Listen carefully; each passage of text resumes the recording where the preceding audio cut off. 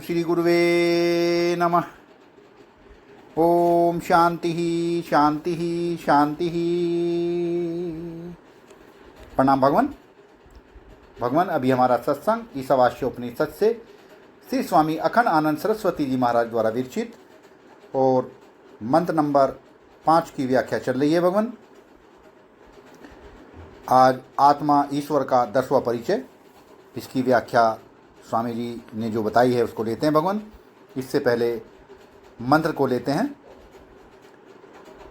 तत् एजति तत् न एजति तत् दूरे तत् अन्तिके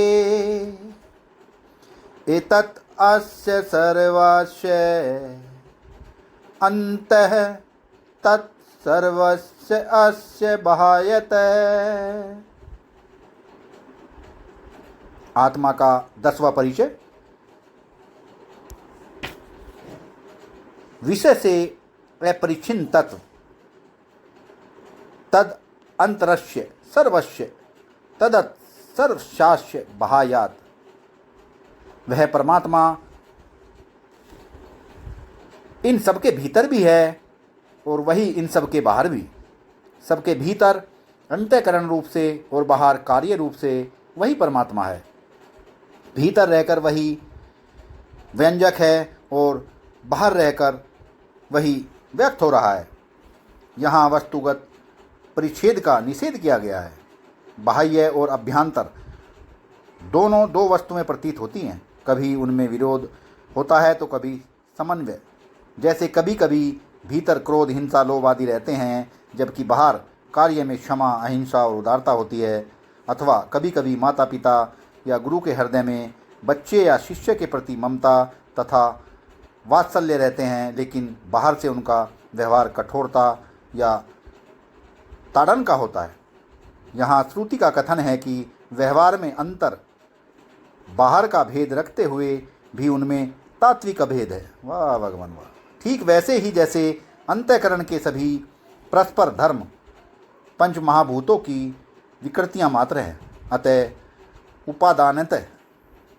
उपादानतः सभी विकृतियाँ पंच महाभूत हैं। वस्तु का भीतर क्या है उसका उपादान, वस्तु का बाह्य क्या है उसका नाम, रूप और गुण। वस्तु के बाहर क्या है उसका अधिष्ठान। तो श्रुति कहती है कि सब वस्तुओं का उपादान, उनका नाम, रूप, गुण और उनका अधिष्ठान सब ब्रह्म है। तब वस्तु क्या है? वस्तु ब्रह्म में ही एक मिथ्या भान मात्र है। वाह भगवान वाह। वस्तु ब्रह्म में ही एक मिथ्या भान मात्र है तथा ब्रह्म वस्तु से अपरिच्छिन्न है। व्यवहार में कुम्हार अलग है, मिट्टी अलग है, घड़ा अलग है और आकाश अलग है, जिसमें सूर्य का प्रकाश आता जाता है और जिससे घड़ा दिखता है। किंतु वारे ईश्वर, तू ही इस जगत रूपी घड़े का बनाने वाला है और तू ही इस जगत घट का उपादान है और तू ही इस घटाकृतियों के रूप में अभिव्यक्त हुआ है और तुझ में तेरे प्रकाश से ही ये सब नाम रूप उपलब्ध हो रहे हैं। कारण भी तू है और कार्य भी तू। आभ्यंतर कारण अवस्था है और बाह्य कार्य अवस्था है। कारण शब्द का अर्थ होता है जिसमें कारण लीन हो और जिसमें से कारण प्रकट हो। इस प्रकार आत्मा ही सर्व कारण है। अज्ञातया उसी को ईश्वर कहते हैं। वही कारण है और वही कार्य भी, यह अभिप्राय है। प्रश्न आता है कि संसार में प्रत्येक वस्तु दूसरी वस्तु से उपादानतः भिन्न ही है। उनके नाम, रूप, गुण परस्पर भिन्न हैं, फिर उनका ऐक्य कैसे प्रतिपादित किया जाता है? उत्तर देते हैं स्वामी जी, सभी भेद प्रमाण सापेक्ष है।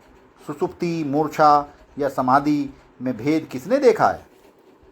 किसी ने नहीं देखा। तब भेद व्यवहारिक है, यह सिद्ध हुआ। यहाँ श्रुति व्यवहारिक ऐक्य की प्रतिज्ञा नहीं कर रही है। प्रमाण जिस चित्त तत्व में अर्थात सुषुप्ति आदि अवस्थाओं में जाकर लीन हो जाते हैं और जिनमें वे पुनः प्रकट हो जाते हैं, और जो प्रमाणों का भी उपादान है उनमें कार्य कारण का भेद उपलब्ध नहीं होता। यही बात यहाँ कही जा रही है। यह परमार्थिक अभेद की बात है। पुनः थोड़ी दर्शन प्रक्रिया पर ध्यान दें। जो भी वस्तु आप अनुभव करते हैं, कहाँ करते हैं? आप घट देखते हैं तो कब? जब आप नेत्र प्रमाण द्वारा आपके अंतःकरण में पहुंचता है। जब घट नेत्र प्रमाण द्वारा आपके अंतःकरण में पहुंचता है तब। यदि आपके मन के साथ, बुद्धि के साथ, आत्मा के साथ घट नहीं मिला होता तो घट का अनुभव आप नहीं कर सकते। इसी प्रकार ये सारी दुनिया, घट, कुम्हार, मिट्टी, आकाश, भीतरपना, बाहरपना और इनके भेद जब प्रमाण द्वारा आपके अंतःकरण में आते हैं तभी मालूम पड़ते हैं। वाह भगवान वाह! अन्यथा नहीं। अतः आप वस्तु का अनुभव नहीं, मनस्थ वस्तु का अनुभव करते हैं। तब घट, कुम्हार, मिट्टी, आकाश, भीतर, बाहर और इनके सब भेद, ये सब उपादानतः मन ही हैं। इन सब की एक ही आत्मा है जो अनुभवकर्ता की आत्मा है।